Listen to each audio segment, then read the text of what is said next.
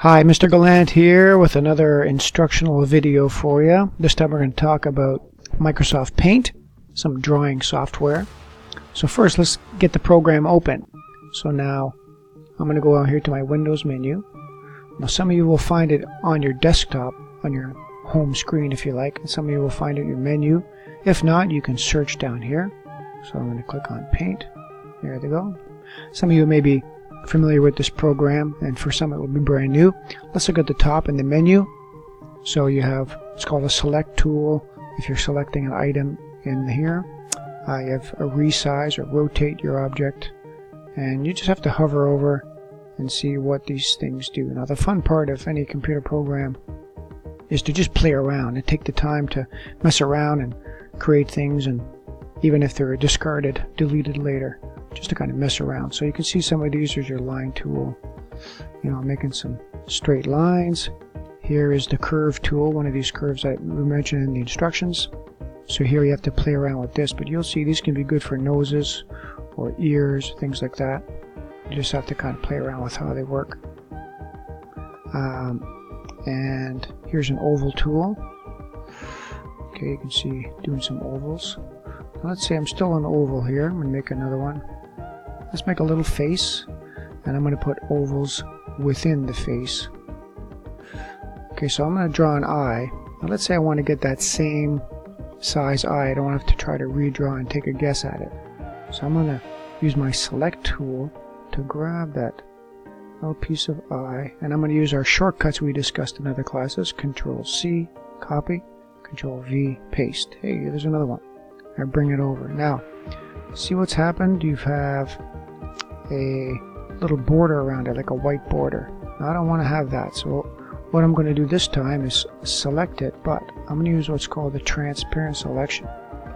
And when I choose this, watch what happens over here. Okay, same thing. Control C, Control V. And I'm going to bring, there you see, it's transparent, so the object that you select will be see-through. So now I have two equal eyes. Let's say I want to make those eyes red, make a little scariness here. So I'm going to choose my fill, and I want to choose, this is black now, I want red, so I'm going to choose red, click right in there and fill them up. And if I wanted, I could change those colors to gray instead, just change those, or even have one different color. You get the idea. So all of these tools here are both the free drawing. So if I just had a pencil here of whatever color, if I want black again, I have a pencil. And if I want the lines to be thicker, I could. So all of these will be used to create your character. Now let's select all of these and just delete them for a second. We'll talk about something else. Now some of you may find that coming up with a cartoon idea is quite challenging, and you want to use an existing and draw from a template if you like. So that's possible too here, and there's an idea you can use. So let's go to our browser and let's look up, I don't know, Bugs Bunny. It's a cartoon that many people have seen, and I'm going to find a picture of Bugs Bunny. There we go. Let's just click the first one, and I'm going to right click on this and just copy the image.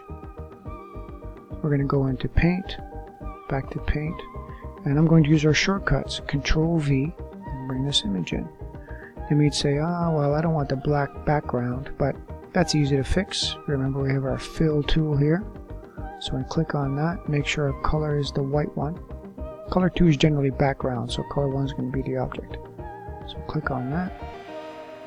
There we go. We just have to click on those dark parts and get rid of it. If you don't mind that, you just leave it as is.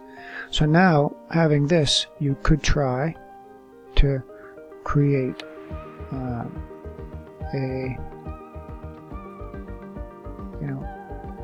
a version of Bugs Bunny using your template that you've created. That could be a possibility as well. Don't forget to save often, to mess around with the tools, and to look at the menu, including any help features.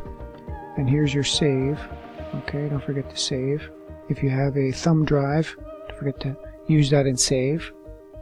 And lastly, if I want to resize something, I could choose and I could resize by using the horizontal vertical.